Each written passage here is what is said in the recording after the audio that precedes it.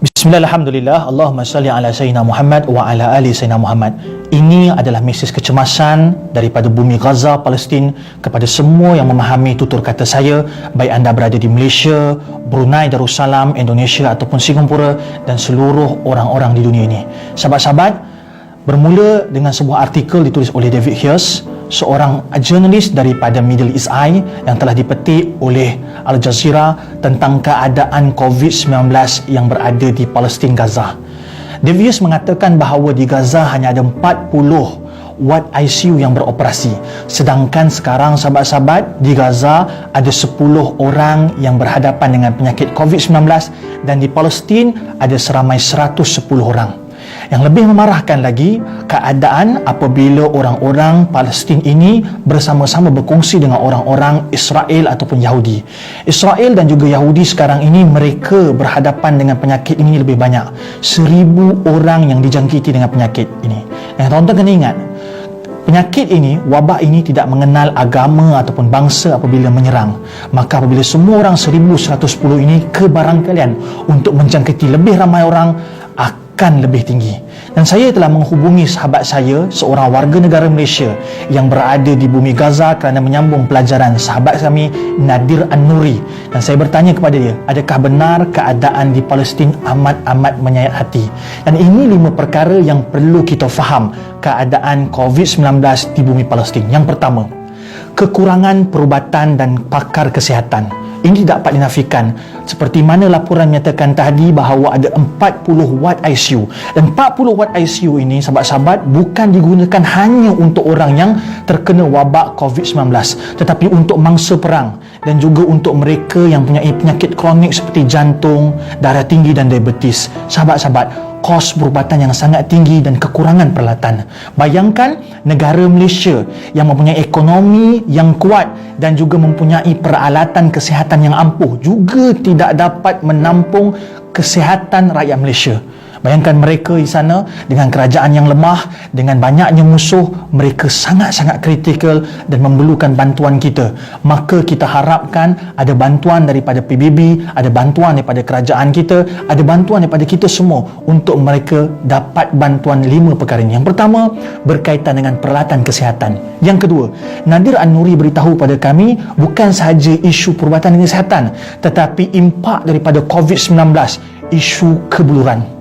Seperti mana kita tahu, kita yang sedang duduk dalam PKP, duduk dalam kuarantin ni pun, kita rasa azabnya apabila tak boleh makan makanan yang enak dan sedap. Sedangkan mereka tidak bercerita tentang makanan yang lazat, tapi mereka bercerita bagaimana untuk survival, bagaimana untuk mereka cukup makan untuk hari esok. Dan ada 2,000 orang yang sekarang sedang diisolasi, sedang dikuarantinkan oleh Kementerian Kesihatan Palestin sebab mereka ini kemungkinan adalah pembawa COVID-19. Dan daripada 2,000 orang ini, mereka ada 2,000 keluarga. Dan 2,000 keluarga tidak mendapat makan kerana ketua keluarga mereka berada dalam isolasi. Bayangkan, sebelum daripada COVID-19 sudah ada kebuluran, apatah lagi sekarang lebih banyak kebuluran. Maka sahabat-sahabat, saya minta kita tolong jaga makanan kita, jangan membazir.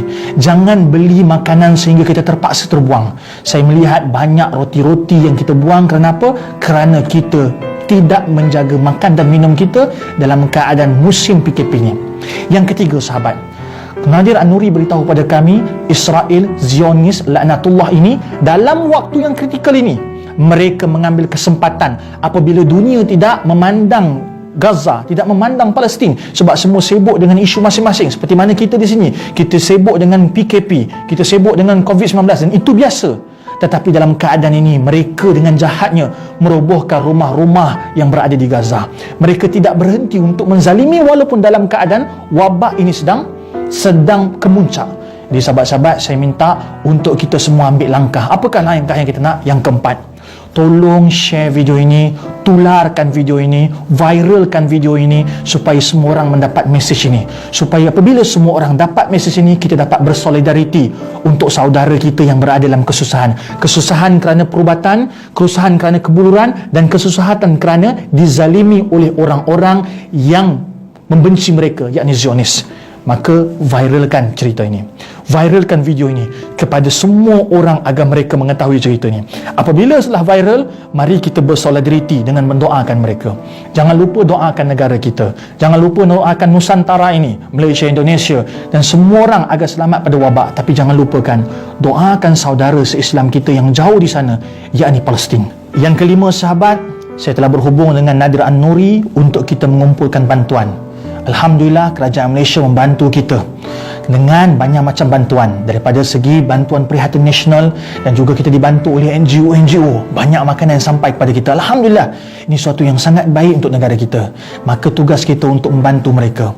Tolong sahabat-sahabat bersedekah ke dalam akaun pertubuhan yang telah kami daftarkan di ROS ini, Pertubuhan Alumni Al-Azhar. Mereka ini anak-anak Malaysia kita yang telah buat satu pertubuhan yang untuk meminjamkan akaun ini mengumpulkan sumbangan untuk Palestin.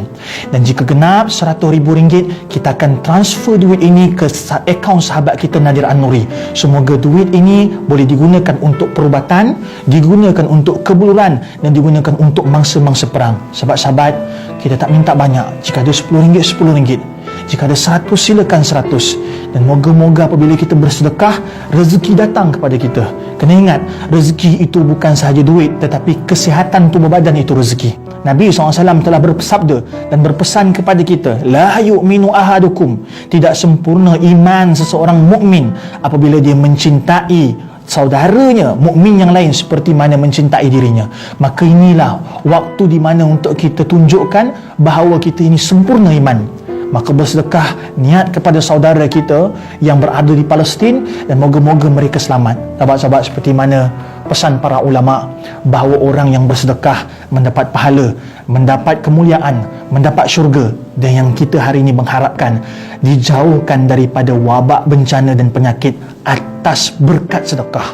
Sedekahlah sahabat-sahabat, apa jua jumlahnya kami terima. Jika ada dermawan di luar sana yang mahu menerima RM100,000, tafadhal sahabat.